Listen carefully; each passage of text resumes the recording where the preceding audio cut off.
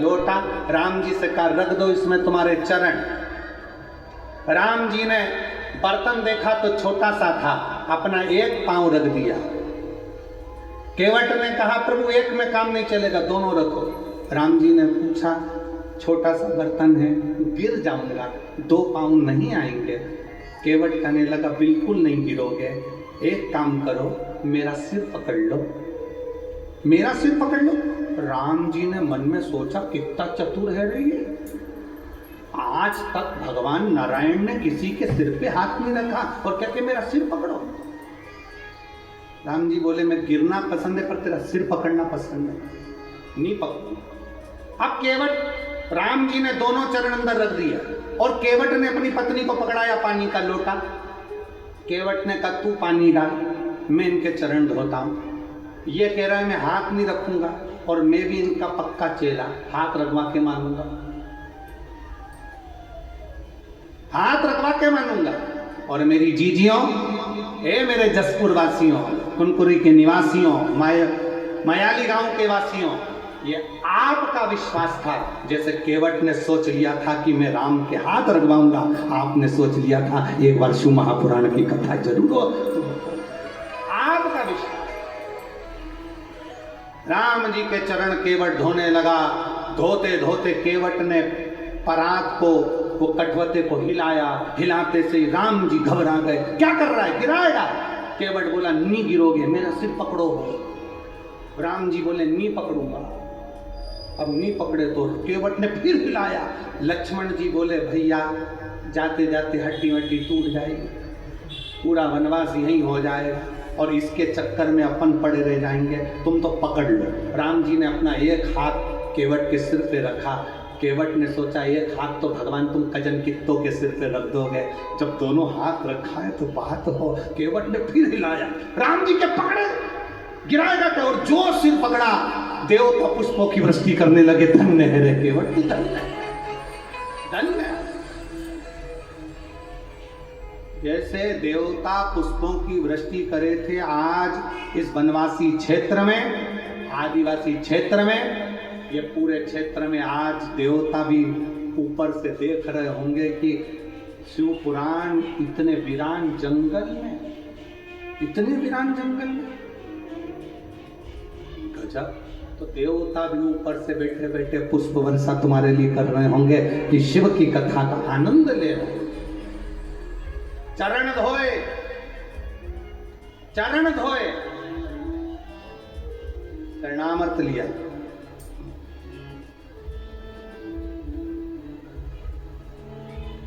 केवट मन ही मन हर्षाया, चरण धोए चरणामृत पिया। और चरण धोकर चरणामत लेकर राम जी को बिठाने के लिए कहने लगे प्रभु बैठिए।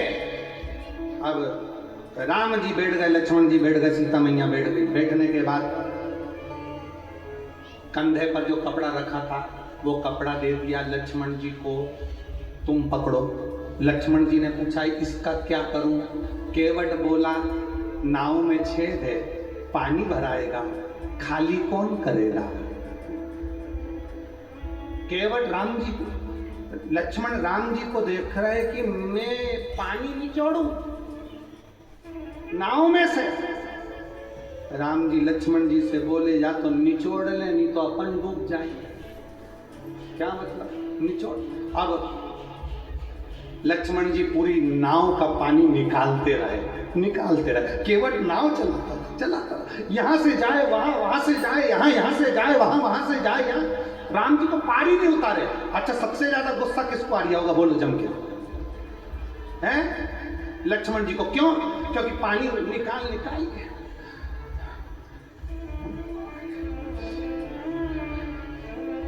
लक्ष्मण जी को सबसे ज्यादा गुस्सा आ रहा है। हम निचोड़ निचोड़ के परेशान और ये घुमा घुमा के परेशान। पार उतार दे दादा, पार उतार दे। इतने में लक्ष्मण को गुस्सा आ गया। लक्ष्मण जी बाण लेकर खड़े हो गए, बार बार चक्कर काट रहा है। एक बार में पार क्यों नहीं करता, मैं तुझे अब भी मार दूंगा। इतने में तो तुरंत जैसे ही कहा अभी मार दूंगा, केवट बोला मार लो। ये मत सोचना मैं तुम्हें पहचानता नहीं। ये नारायण है, ये लक्ष्मी है, तुम शेषनाग हो। मैं पूर्व में कछुआ था, दर्शन करने वैकुंठ गया था। शेषनाग तुमने इतनी तेज फुनकारा, मरने के बाद केवट बन गया। अभी भी घाटे में नहीं जाऊंगा। तुमने बाण मारा तो मैं मर जाऊंगा। मर गया तो उसमें फायदा मेरा है, मरकर वैकुंठ जाऊंगा। पर मेरी पत्नी तुम्हारा पीछा नहीं छोड़ेगी। मैं मर गया तो अंतिम संस्कार भी राम जी तुमसे ही कराएगी और 12वें का भोजन भी तुमको ही खिलाएगी।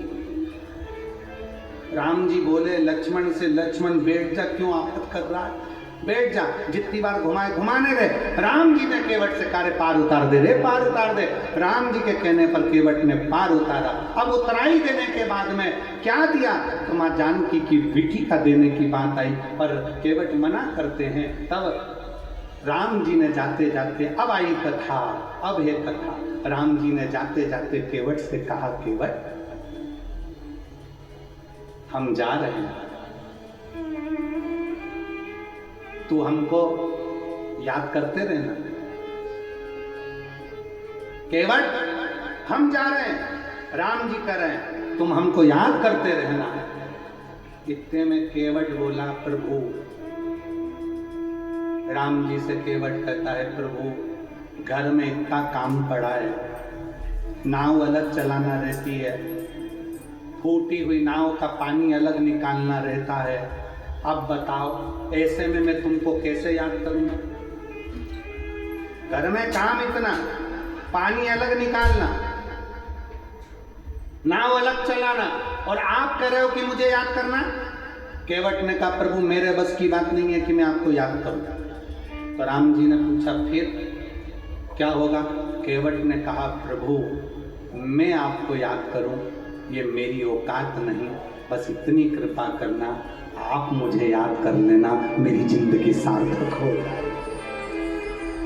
आप मुझे याद करना।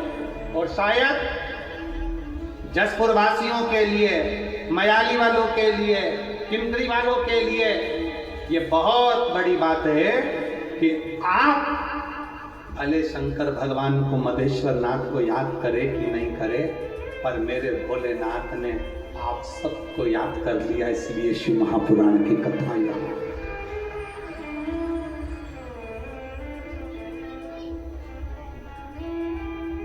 इसलिए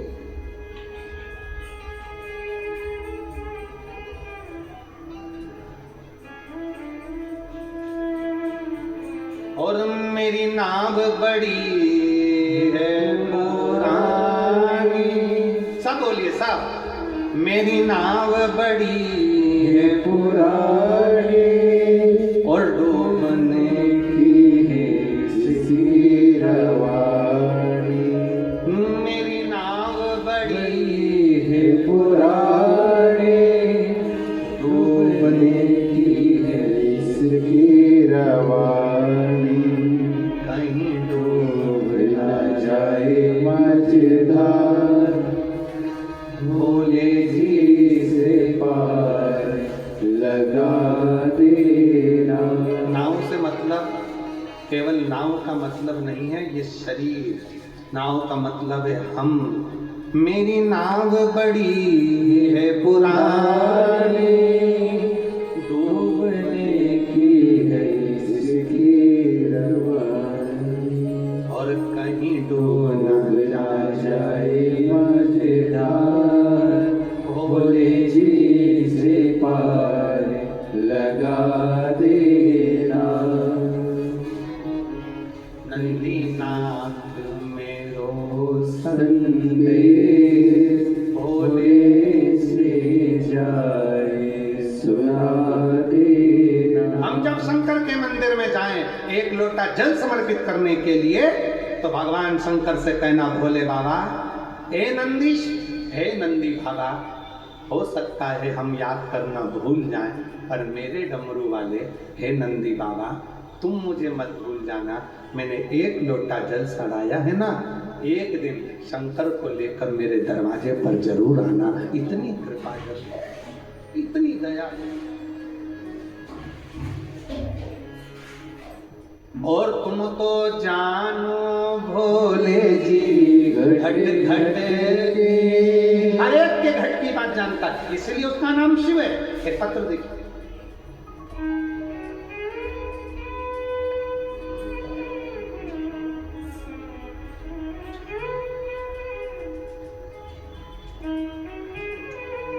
मेरा नाम मंजू पंचे, पति मंगल पंचे, निवासी जरा पढ़ के बताओ तुम लोग, एलईडी पर पढ़ो क्या लिखा है। बौरी पारा घूटरा पारा अंबिकापुर की हैं। कहीं बैठी हैं आप ही हैं? एक बार वापिस हाथ हिला दो, आ जाओ, एक बेलपत्र लेकर जाओ, आ जाइए, आ जाओ। मेरा नाम मंजू पंचे, पति मंगल पंचे, निवासी बोरीपारा गुटरापारा अंबिकापुर के निवासी हूँ। गुरुदेव, एक लोटे जल का मैं क्या वर्णन करूं। मेरे गले में 2024 से गठान हो गई थी, जिसकी वजह से गले में दर्द रहता था, भोजन करने में दिक्कत होती थी, बोलने में तकलीफ होती थी, बहुत तकलीफ की जिंदगी जी रही थी। डॉक्टरों ने कह दिया था इसका ऑपरेशन करना पड़ेगा। ऑपरेशन करने के बाद जांच होगी और जांच में मालूम पड़ेगा कि इसकी स्थिति क्या है, ये काय की गठान है, कैसी गठान है। बहुत तकलीफ का जीवन हो गया, टेंशन में जिंदगी चलने लगी। इतना तकलीफ हुआ, तब हमने महाराष्ट्र में भी जांच कराया, रायपुर में भी जांच कराया, सभी डॉक्टरों ने ऑपरेशन का बोला, हर डॉक्टर ने ऑपरेशन का बोल दिया, और डॉक्टर ने कहा इसको जल्दी से जल्दी ऑपरेशन करना। तभी मेरे पियो और उसने अपने गले में, मेरे पिए ने गले में पहना हुआ एक रुद्राक्ष, जो कि वो सीहोर से लेकर आया था, उसने अपने गले का रुद्राक्ष मुझे निकाल कर दे दिया। गुरुदेव, मैं नहीं जानती कि सीहोर के रुद्राक्ष में क्या है, और आज फिर निवेदन करूंगा इस व्यासपीठ के माध्यम से, सारी दुनिया का रुद्राक्ष होगा, पर सीहोर का जो रुद्राक्ष होता है कुबेरेश्वर धाम का, जो बेचा नहीं जाता, जो मार्केट में नहीं मिलता, और ना ही उसको खरीदना चाहिए। अगर कोई कहे कि सीहोर का रुद्राक्ष हमें कितने का मिलेगा, समझ लेना बेवकूफ़ बना रहा है। सीहोर का रुद्राक्ष, अगर कोई बीमारी है, कोई तकलीफ है, कोई कष्ट है, कर्जे में डूब गए, बहुत एग्जाम दे लिए, निकल नहीं रहे हो,